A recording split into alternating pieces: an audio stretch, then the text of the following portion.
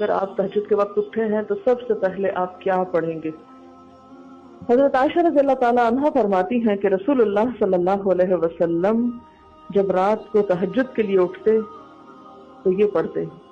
10 بار اللہ اکبر، 10 بار الحمدللہ، 10 بار سبحان اللہ و بحمدہ، 10 بار سبحان الملک القدوس، 10 بار استغفر اللہ،